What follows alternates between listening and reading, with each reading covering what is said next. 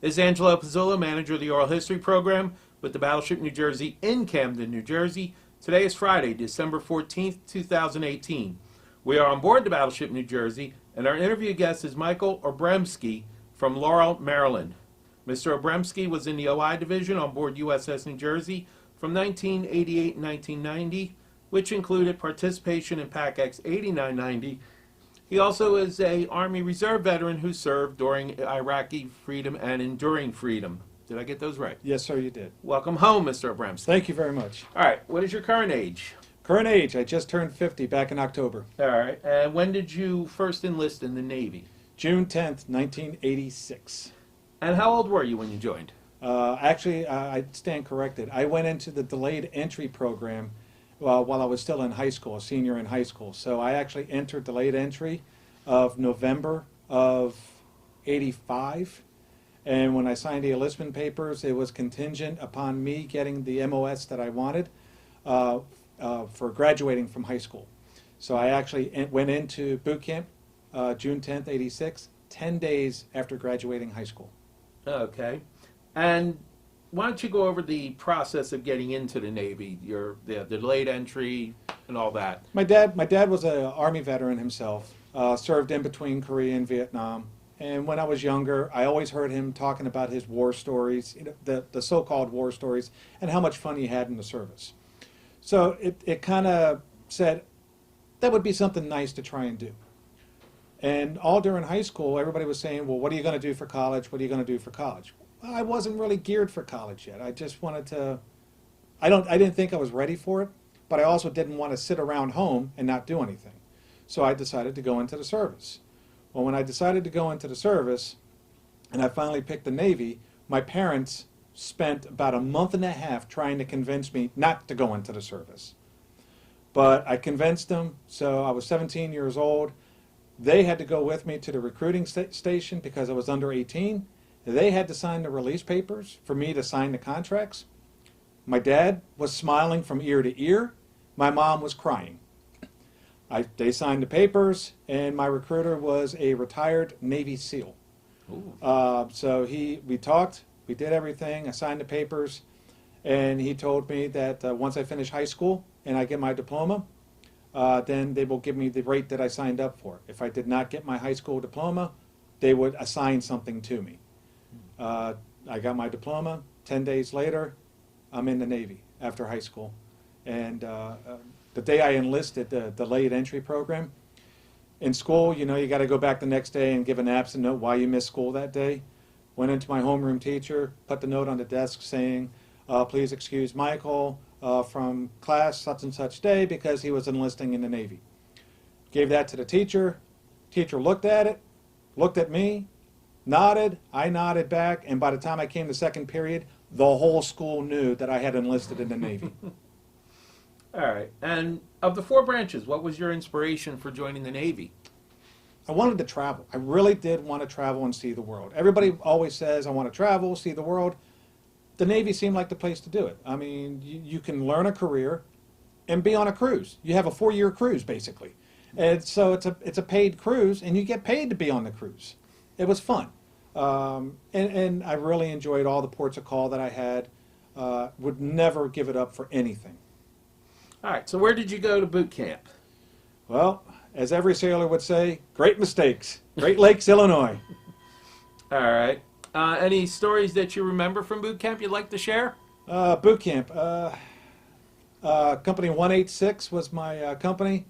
And I just remember I was second platoon leader. And across from me in the barracks hall was the RPOC, Recruit Chief Petty Officer. And we were best friends there. And every time we had to muster in the barracks, and our chief and our senior chief had to come down and, you know, basically do the inspections and chew us out for something or another, we would be looking at each other. Well, we could never keep a straight face. We were always working on trying to make each other laugh. So we waited until the chief and the senior chief passed us, and then we would make the faces or, you know, do something to try and get each other in trouble. Never got caught. We always had fun doing it. One time chief came around, we were all done. He took us into the office and he goes, okay guys, I do know what you're doing. You got to stop. You need to set the example. So we actually did get caught later on, but he told us at the end of boot camp. All right. And did you go to an A school? Yes, I did. I went down to Dam Neck, Virginia Beach for my A school. It was 17 weeks. And like I said, when I went into the Navy, I was 17. At A school, I had my 18th birthday. And what was nice was my parents came down and surprised me at A school for my 18th birthday. They brought down cake, cupcakes and everything, and they got a room there at Virginia Beach. And they said I could have 3 of my classmates from A school come over, and we just had a ball. I mean, it was just so great seeing my parents after approximately 3 months, 3.5 months of the boot camp, and then the first part of A school where I couldn't see them. Right. And what was your A school? What were you learning there? I was an OS in the Navy, so I was learning radar, communications, navigation, and everything else that goes along with the CIC, Combat Information Center. And it was 17 weeks, 3 phases. You had a test at the end of each week, and you had to pass each test. 90% or better. They didn't believe in the 80 percentile. They wanted 90% or better because of the technical fields that we were in. And I do remember that there was one test I failed drastically because I was sick. I just really wasn't thinking. So you could do a retest. So I could not leave Friday to go on Liberty with everybody else when they had gone out to Lynn Haven Mall. I had to stick behind and do a retest. And I scored 100 on the retest. And my instructor said, why couldn't you do that the first time? And I told him. He goes, well, that just ruins your score. Because I had a perfect score all the way up until that test. And by the end of your A school, depending on your final grade and your score and your ranking, out of all the companies that were there, that then set on where you were on the list to pick for your first duty station. And I was neck and neck with one person to be first on the list. But because I screwed up that one test, that actually knocked me down to 3rd. And then there were some other people that just managed to score a little bit higher than me. And by the time A school was done, after the 17 weeks, I was 7th on the list out of 3 companies. Nice. Now, what was your first ship? Or what was your first assignment after A school? I was able to pick my first assignment, and not a lot of people are able to do that. And did a lot of research. We had thousands of ships to choose from that were looking for people, and I picked the USS Blue Ridge LCC 19 out of Yokosuka, Japan. And what kind of ship was that? LCC 19 Blue Ridge, logistics and command ship. That was the flagship for the 7th Fleet. We had a permanent 3-star admiral on board. And it was Vice Admiral Miller was the admiral when I reported on board. Real nice gentleman. We had to clean his quarterdeck area, the officer's deck, and everything as part of my duties on the Blue Ridge. The CIC Operations Center, very great duty. I would never turn that one away. Everybody called it the love boat of the Pacific Fleet. Because you went from one port to another. So when you hear about people port hopping, that's what the Blue Ridge was doing. We went from, Yokosuka, Japan, which was our home port. We would go down to Okinawa, do something down there, pick up supplies, or drop somebody off that was, transiting back and forth. Instead of taking a MAC flight, we would just put them on the ship and take them down. From there, it seemed like we always went to the Philippines. You leave Japan, you hit the Philippines for a couple of days, and then you go out. Japan, Philippines, Korea, Malaysia, Indonesia, Singapore, Thailand. Basically, all of the Far East was covered on the Blue Ridge. The only port that every time my ship was going to Australia, I always got detoured someplace else. And it always seemed I always wound up in the Indian Ocean. So whenever the ship was going to Australia, I wound up in the Indian Ocean instead. Oh, okay. And did you ever get to meet the commanding officer of the Blue Ridge? The commanding officer of the Blue Ridge, yes. On the Blue Ridge in the officer's on the officer's passageway, there's 3 ladders that come down: starboard side, port side, and center line. Center line was where the captain and the admiral always came down. We were down there cleaning, stripping the deck, getting it all set up, and we had fresh stripper on the deck. Captain came down the center ladder, stopped, went over to the starboard side, and came down that ladder because we hadn't gone over there yet. Captain turned around and he said, "You got to be careful. The admiral's coming down. He'll be coming down soon, so get the stripper off the deck." "Roger that, sir. Thank you very much." Captain was pretty cool. He was good about things. Admiral came down a little bit later and unfortunately had a little tumble. We apologized, but the admiral was really nice about everything. He knew that there was stripper. He knew about the warning. He was not mad at all. He knew that it was just one of those things that happened. Very nice man. I would serve with him. Anybody would have served with him. His chief of staff had a few words with us that we shouldn't have been going down there doing that when the admiral was on board, but it was the middle of the night, and that's when we're supposed to do it. So nobody's walking around. So we kind of got off the hook on that one because we did it at the right time. Any other stories you can remember from the Blue Ridge?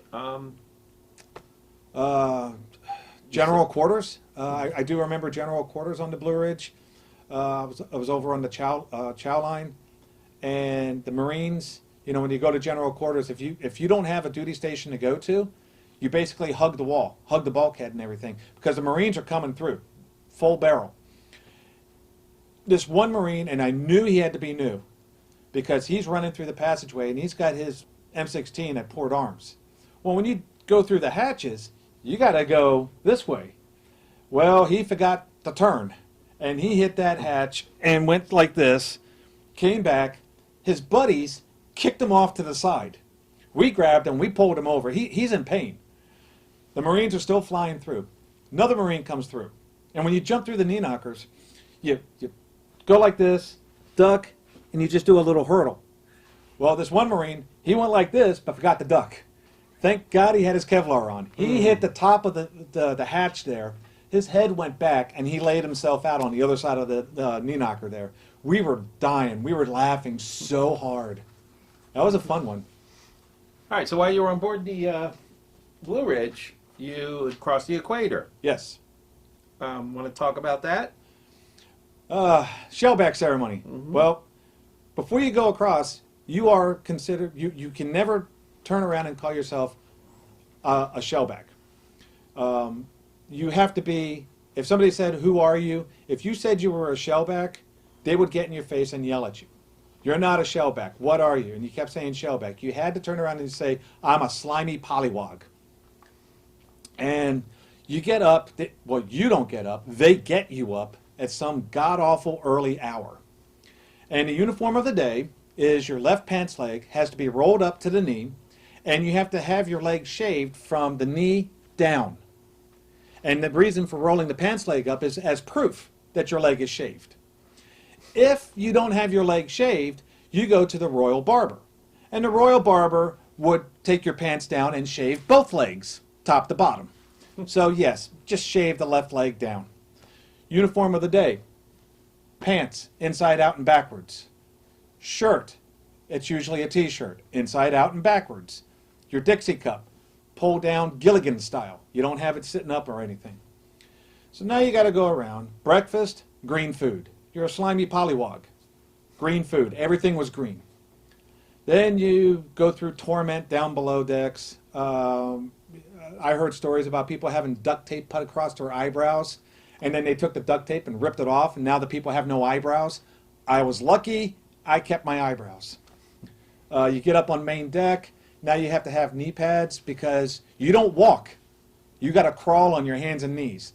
And I had those hard plastic shower shoes. I had those on my hands. And I had my parents send me some knee pads. I'm crawling around on this non-skid, worse than sandpaper. And they pull out the shillelaghs, 1.5 inch fire hose. And it's about 3 feet long. And the shellbacks beat the pollywogs. But the shellbacks can only raise their arms up shoulder height. And then they come down and they hit you right on the rump. And they say, "Who are you?" "I'm a slimy pollywog." And they would just beat you on the butt. They would take your Dixie cup off. They would collect trash from the mess decks for months. I'm talking nasty stuff. They would take your Dixie cup off, put the coffee grounds in there, put the eggshells in there, put it back on your head, slap you on the head. They put the stuff down your pants. Oh, only one person during the shellback ceremony could raise his arm up past the shoulder, and that was the executioner. And usually you were put in the stocks for that one. They could put you in there, and the executioner hit you. Every pollywog gets a charge, and it's like a summons, like today's court summons. And my charge, because I worked in CIC, I was charged with erasing the equator from all navigational charts so we would not have to go through the shellback ceremony. And I still have my summons to this day. So yeah, there's a lot of tradition in the Navy for the shellback ceremony. And when you get to the end and you have this massive food fight, or that you go through the trash chute, you come out the other end. All day you've been saying, I'm a slimy pollywog, I'm a slimy pollywog. When you get to the end, you have to remember to say, I'm a shellback. I'm an honorable shellback. Because if, God forbid, if you said you were a slimy pollywog, you wound up going through the ceremony again. So you had to think at the end. I was very proud to say I was a shellback. All right. Talk about a rescue mission for a typhoon that came through to Southeast Asia. Wow. Yeah. I was on watch. I was on watch that time, and we were coming back north, and we were on the we were coming up the left side of the Philippines, and I can't remember the name of the typhoon, but I was sitting in CIC, and we knew about the typhoon and everything, so we slowed up to let the typhoon pass in front of us, and then we said, well, why don't we just cut through the middle of the Philippines where all the small islands are? So we're cutting through there, and I just got off watch, and I was with a buddy, and I had a cup of coffee with me. We were on the sponson's deck, just talking, and then all of a sudden we hear the general quarters, man overboard, starboard side, general quarters. So immediately you got to go to your duty station. Halfway to my duty station, they came across with another announcement. It was nobody from our ship. They said that there's survivors in the water. So, boom. My duty station was the DRT, the Dead Reckoning Trace. And so I reported there, and I relieved the person there and everything. The typhoon had come through, and there was a fishing boat that was there and could not get out of the way of the typhoon, didn't pay attention or anything, and got swamped. And they were in the water. And we just happened to be going through, so we were picking up survivors that were in the water, and they were clinging to everything they could. And we were there for about, I want to say it's about a day and a half that we were there, because I remember going off duty once and coming back. And we managed to pick up, there was 4 that we picked up out of the water. 3 survived, 1 passed away on the helicopter coming back to the ship. They brought him back to life. They got him on the flight deck. He passed away on the flight deck. They brought him back to life again. They got him down to medical.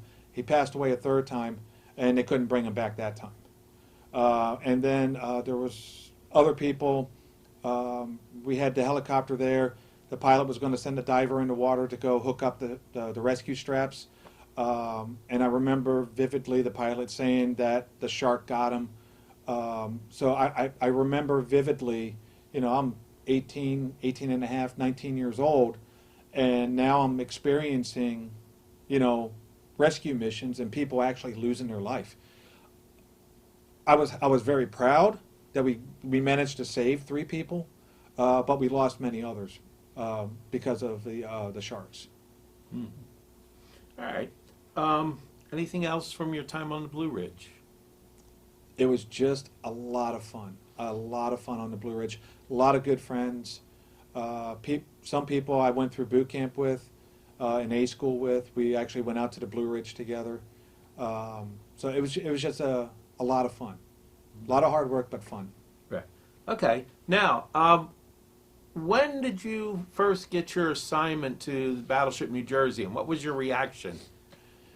I tried to use a guard 3 to stay on the Blue Ridge because I was dating a very nice lady at the time, and I wanted to stay in Japan, and I was looking forward to staying there and possibly living in Japan. But my guard 3 couldn't go through, so I had to find another ship.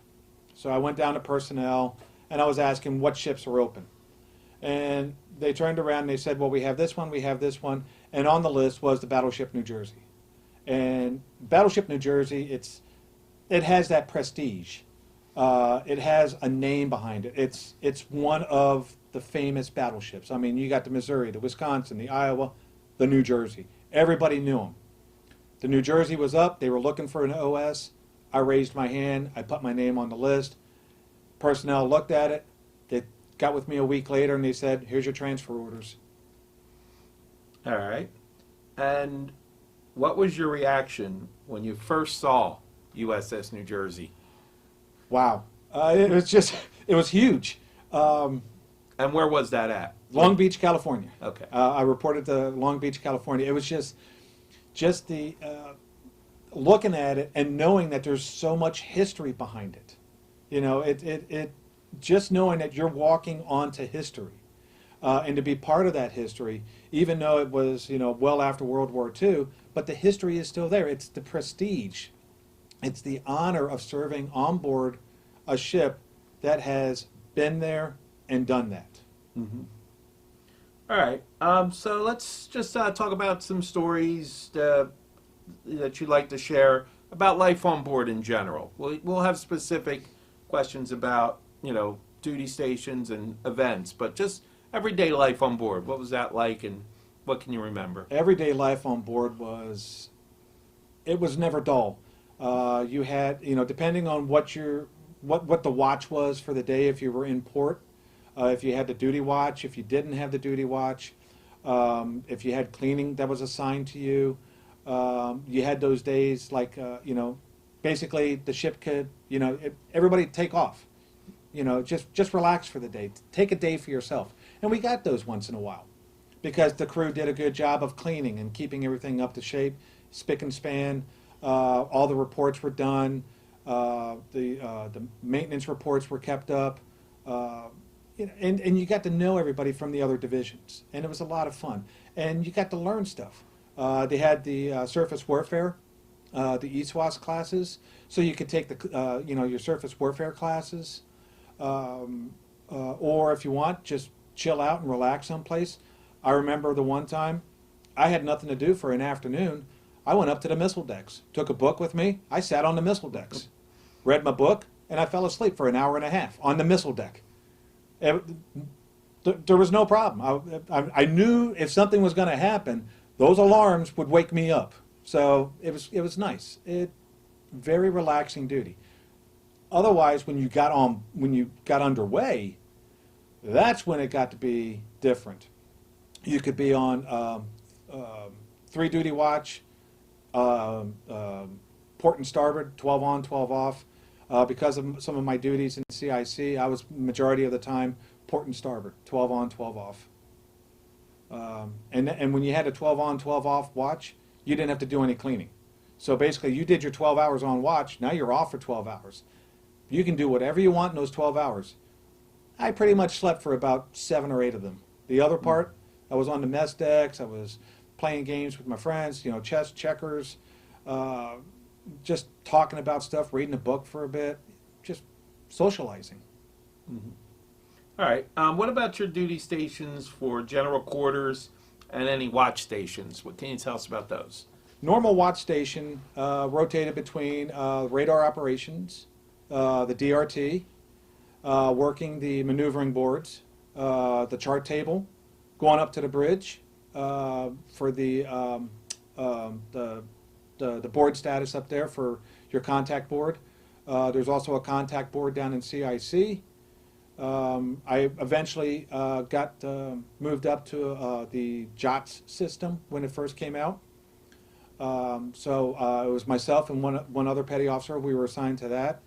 And I was sitting next to the Tomahawk weapon system. And the second class petty officer that was there was showing me how to basically use the Tomahawk system. So I was getting OJT from for the Tomahawk system. He was prepping me so I could go to the school for the Tomahawk system. So that was nice. I mean, I was getting the experience ahead of time. A lot of fun. For general quarters, I started out on the radar, but they saw that I was better on the DRT trace.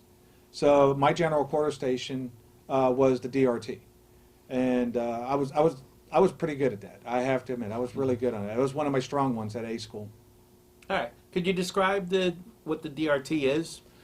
DRT is like a big table with a light underneath, and the light simulates the ship.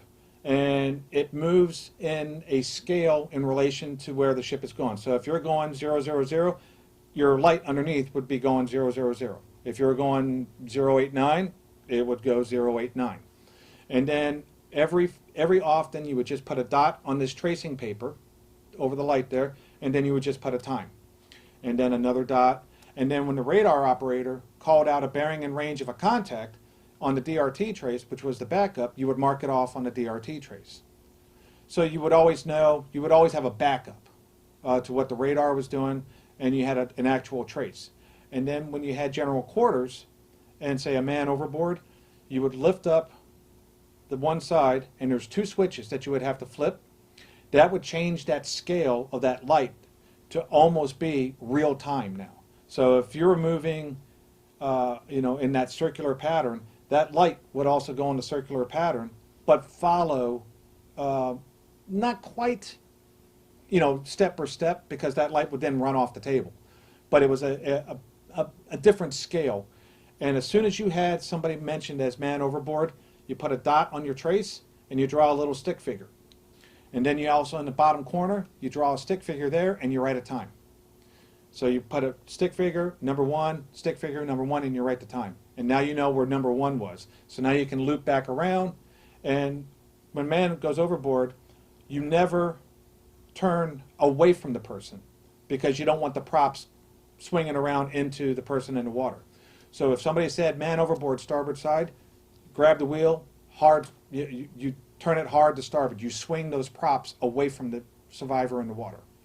That way, and you can always loop around. That was the whole thing. You loop around the person, and the ship never actually came up next to the person. The ship backed away, and you would launch one of the rescue boats. All right. Give us a little background, too, on the JOT system. What's that stand for and what it did?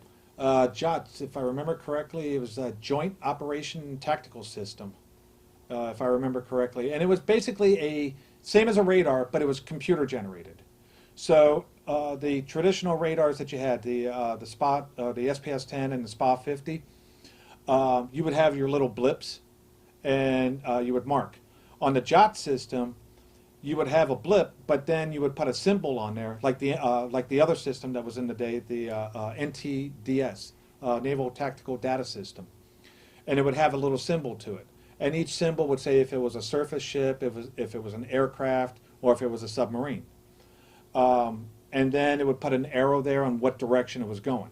So it followed the same format as NTDS, but you could actually do more. You could print out certain reports from there that were needed for the tactical action officer, and you could have a history of things. On the NTDS, you couldn't have a history. JOTS, you could have the history, and JOTS worked well with the Twix system, the Tomahawk system, so they were kind of sitting next to each other. Okay, thanks. All right, let's talk about any ports of call that stand out. What are some of the ports of call you went to? And did you have a favorite while you were on the New Jersey? Yeah, I would have to say, honestly and truly, probably my favorite port of call would have to be Hawaii. Because the New Jersey pulled in Hawaii, and like every ship does, you pass the Arizona, and you render honors to Arizona, and the New Jersey was there for a week. So myself and three of my buddies, we're going to be there. We're going to be there, and we found out that while there, we had to clean a part of the ship that's on the outside of the ship. The only area that the OI division was responsible for. The most inaccessible area you could think of above the smokestack. Those black bars or scaffolding area above the stack. You had to clean them down, repaint so they're black. And I was like, I don't like heights. So they turned around and they finally said, well, it's a 4-day weekend. If we clean it, I'm in. So I volunteered, and they had me, they knew I wasn't going to go all the way up, but they needed somebody to be the messenger and go up and down those decks. There's a lot of ladders to be going up and down. You need this, you need that. I was up and down, got a good workout. And at the end, all the way at the top is the radar, all the way at the top there, above the stack. And there's a ladder that goes up. Put on the harness, hooked up to that bar in the middle there, and I climbed up the ladder and I touched the top of the ship there and everything. So my buddies took a picture, and I still have that picture at home. It was like I'm all decked out in all the grime and everything. So I'm holding on to the ladder and I'm swinging out with one arm and everything, one leg on the ladder, one arm out, and I was just like, take the picture, take the picture. Okay. Any other ports of call that you can think of? We went to Guam. We were supposed to go to Hawaii. Go to Japan. That's where I had already proposed to my girlfriend from when I was on the Blue Ridge. So I was looking forward to when I found out that the ship was going to be visiting Japan and was going to be around Japan for a month. And I had a month leave on the books. I put in for the 30 days, and we were on our way to Japan. And I was getting all stoked for it and everything. I was like, yes, I'm going to see her again. And announcement came over and said, nope, we're not going to Japan. Guess where you're going? And I bowed my head and I said, no, don't say it. Wound up going into the Indian Ocean. I'm like, man. So we're coming down. We're getting ready to, make that turn. And then the captain came across again and said, change of plans. We're going to go to Australia instead. All right. And then a couple of days later, no, they changed it again. We're going back to the Indian Ocean. So it's like, oh, come on. So went out to the Indian Ocean, cut a few circles in there, and then up and down the Gulf a few times. All right. Bahrain was nice. I do remember Bahrain and Kuwait. Yeah, Kuwait. The ship pulled into Kuwait once. I couldn't leave, but I was able to look out and everything. It was pretty flat. I will say that. All right. Did you ever go through the Panama Canal, and what was that like, if you did? No, I was a Westpac sailor, true and blue. Never had to go through the Panama Canal. All right. Now, did you cross the equator again on the battleship? Yeah. So you got to be on the other end of the ceremony? The ship went across twice, and I elected to go through. The first time, I was the shellback, having fun dishing out the punishment, I guess you could call it. But then when we went across again, I said, you know what? Let me do it one more time. So I actually went through the ceremony a second time. Yes, I was glutton for punishment on that one. But they knew it was a second time for me, so they didn't hit me as hard. Okay. Now, were you on board for the cruise off the coast of South Korea for the 1988 Olympics? And did you get to go on shore for any of that? No. We were out on the water, just up and down and everything, helping keep an eye on things. Mm-hmm. So no shore duty for me on that one. Okay. And during your time on board, do you remember any encounters with the Soviet Union Navy? Yes, they were all over us. Could you elaborate on them? They were all over us. I mean, it was, the Cold War, the Russians, they're your enemies. But when you're out on the water, these guys were so cool, I have to admit. We were trying to pass signals and everything like that. And, eventually that the Russian, the AGI, the Russian ship, he's going to pick up the signals. So you just started talking in the clear, using the real names and everything. USS McCormick, USS Cochrane, USS New Jersey. You use the actual name of the ship. You don't need signals because the guy is going to know once you start passing signals and the ship does something, you just gave it away. So we actually turned around at one time and said, Russian AGI bearing 500 yards from USS New Jersey. Please take station off our starboard quarter, 400 yards, 500 yards, whatever it was. That Russian AGI went on station. He did better than the U.S. Navy did. He was there. And he tooled around with us and everything. And he actually came across on the radio circuit and said, USS New Jersey, this is Russian AGI. Request permission to leave the screen. Permission granted. Thank you for letting us play, sir. Thank you for joining, sir. Have a nice day. And off he went. We had a Bear Delta, one of the Russian bomber planes, flew by the ship, the New Jersey and everything. We knew he was coming by. The captain ordered everybody inside because you couldn't have anybody on the main deck for fear of pictures being taken and being used the wrong way. The Bear Delta, we knew he wanted to take pictures, so the captain allowed it. And then after the Bear Delta did a couple of passes, he requested one more pass. And as he came by, he had his wings out, and just like a regular pilot would do, he dipped his wings as a little salute, and we got a salute from the Bear Delta as a thank you for allowing him to take pictures. Was there much he could see from the outside as far as... No, I mean, basically what you can see right now, just, the shell of the ship. Right. Nothing particular. We did not portray any hostile posture. We made sure that all of our guns were pointed down, but we did give parameters. You could only come so close to the ship, and if you came any closer, we do have some fighter jets up above that will give you a warning. So please don't come any closer. And we did have some jets flying around as cover, just in case. Okay, interesting. All right. So you were part of Pacific Exercise 8990, or known for short PAC-X 8990. What were some of your experiences during that? Battle Group Romeo. Yes, I have that patch as well on my jacket at home. Just so many ships. So many ships from the United States Navy and from foreign navies. Just so many different units, different sizes, battle groups. Everybody just coming together for one common good, to show that we can all get along, we can all show the force of power, power for freedom. It's on here, peace through strength, on one of the patches over here. And that's what we were doing. We weren't trying to give a hostile posture. We were just showing that we can all be united no matter what country you're from, and we can all work together. And it was so much fun. Weather got rough the one time, so the New Jersey became a high-value unit, like an aircraft carrier, and we actually had our own battle group with us, and we had to keep track of all these ships during the storm and everything.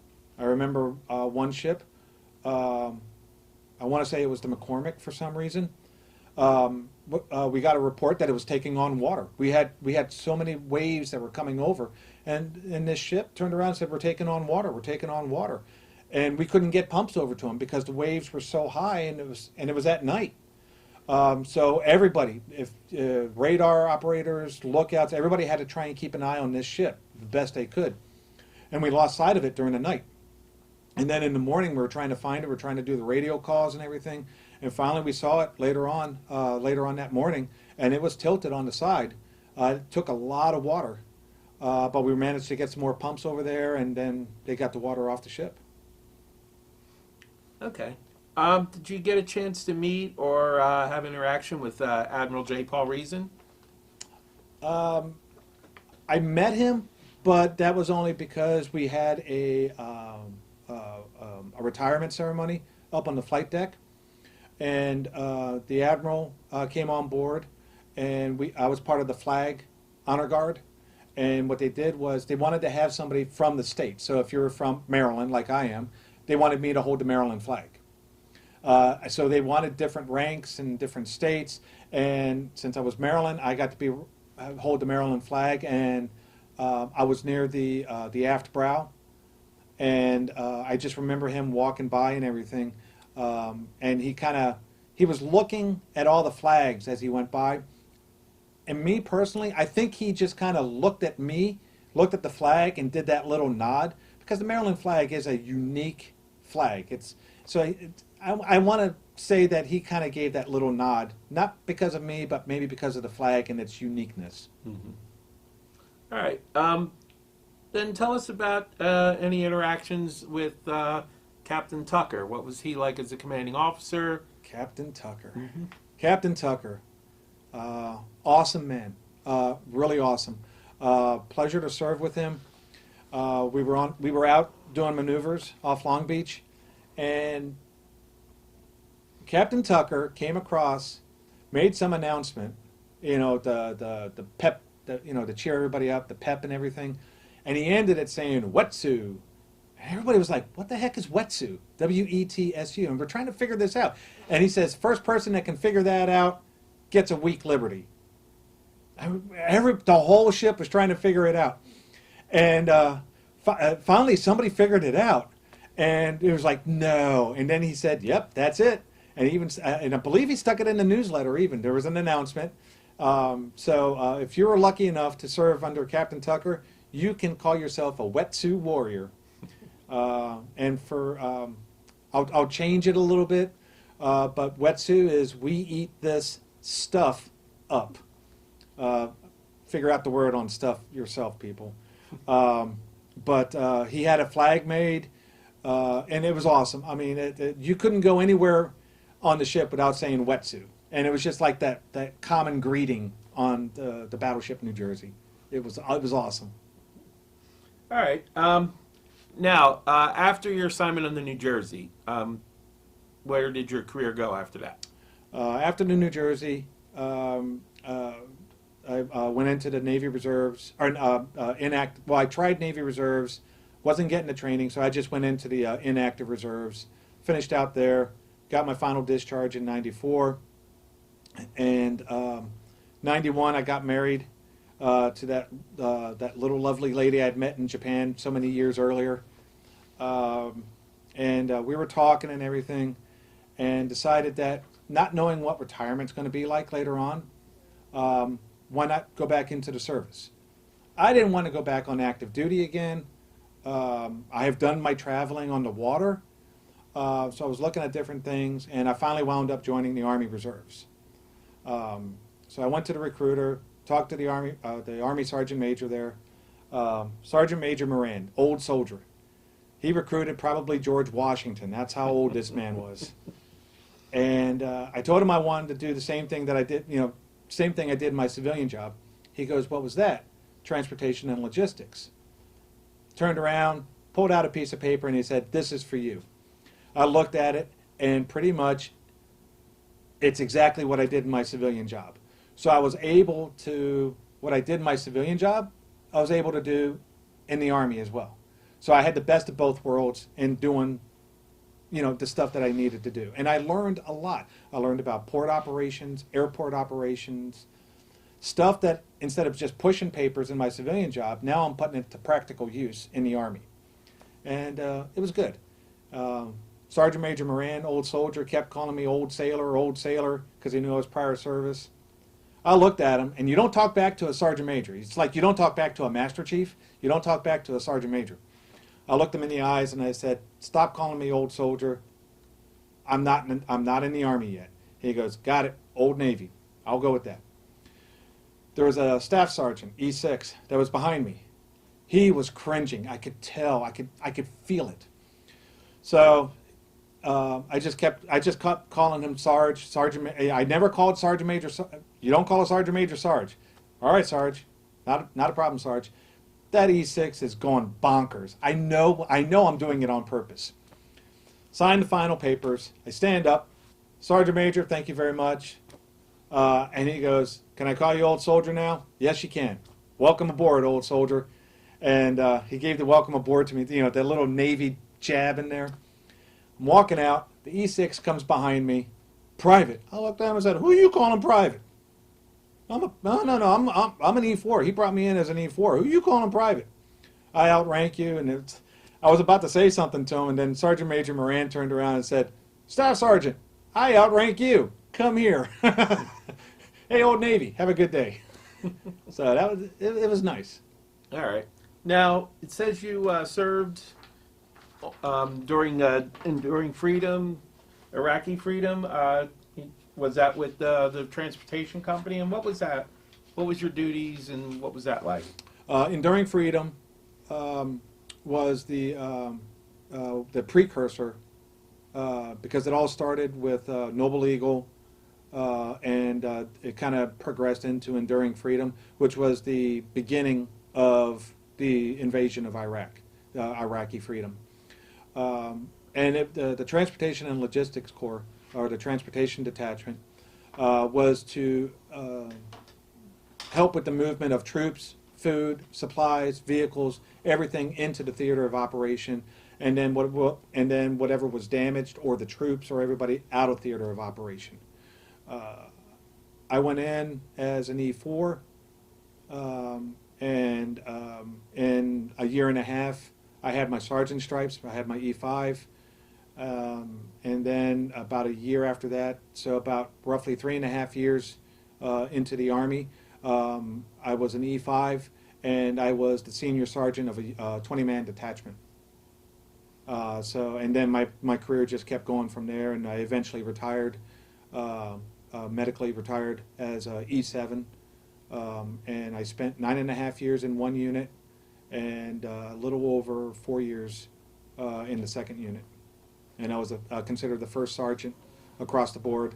I went to command briefings with sergeant majors and everybody like that. So it was a good experience. It was a leadership training experience. All right. So let's talk about your post-Army life now. Your career, family. Just give us an idea of where you are up to today. Up to today, I'm still doing international logistics, transportation and logistics. I've done air freight, ocean freight. I've been in the American Legion. I'm a life member of the American Legion, two-time past post commander of my Legion post in Laurel, Maryland, American Legion Post 60.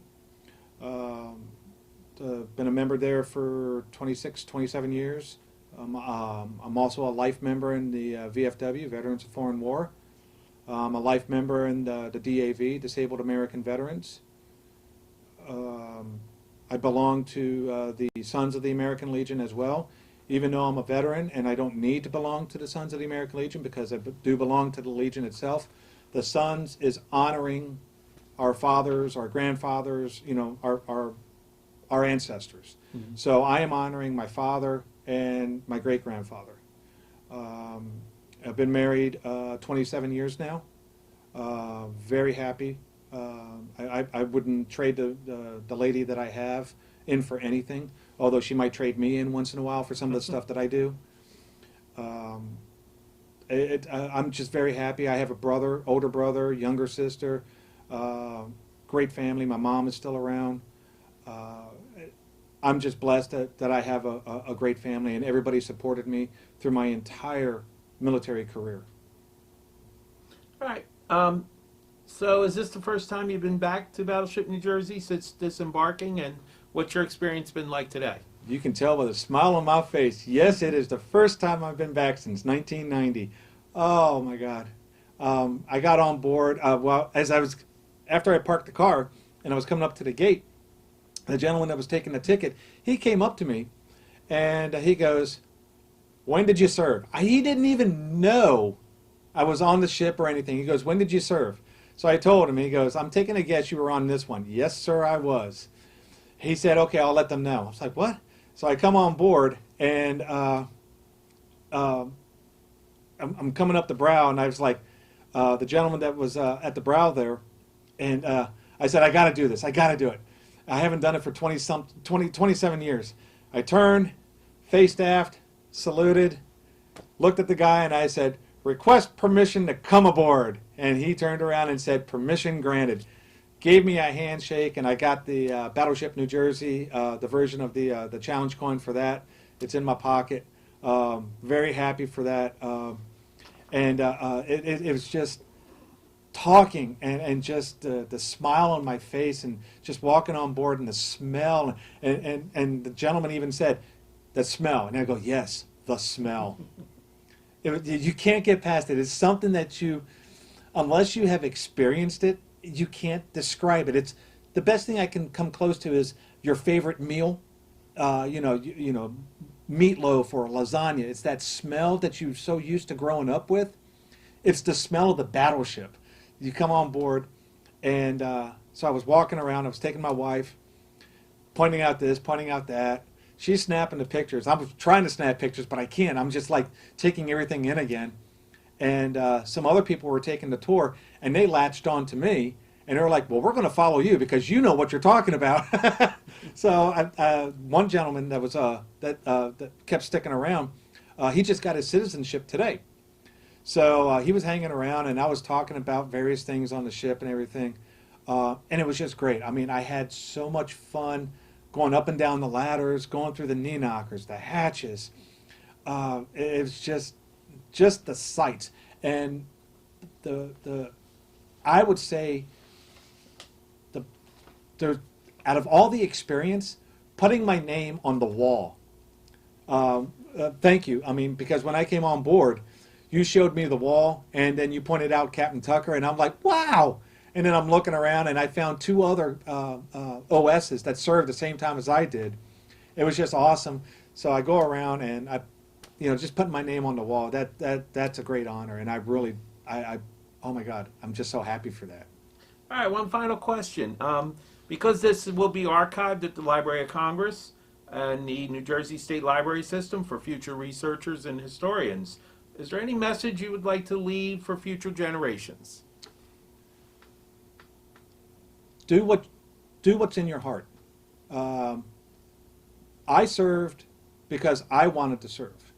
I wasn't forced to serve. It should be a choice that you should make on your own.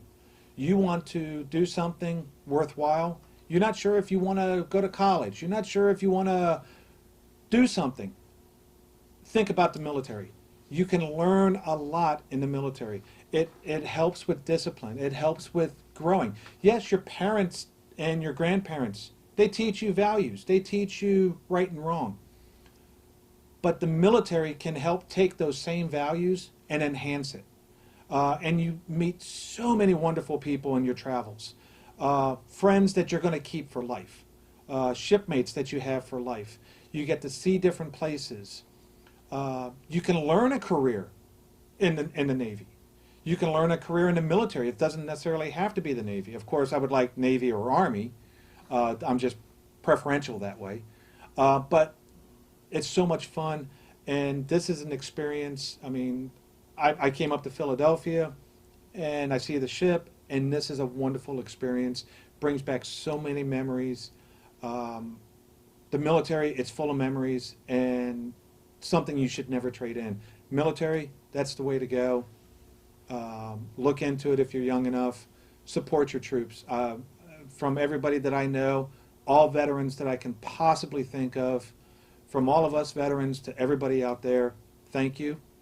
And a special thank you to husbands, wives, all of our loved ones, sons, daughters, everybody, our family, because if it wasn't for the family, the veterans couldn't have done what we did.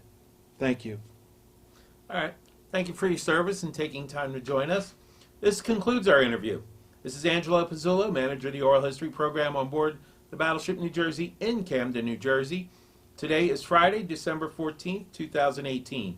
Our interview guest was Mike Obremski from Laurel, Maryland. This recording and any transcripts, abstracts, or indexes made from the recordings will be stored in the Oral History Department of Battleship New Jersey, the Library of Congress Veterans History Project, and the New Jersey State Library System. All recordings will be made available to writers, researchers, teachers, and historians. This is Angelo Pizzullo signing off.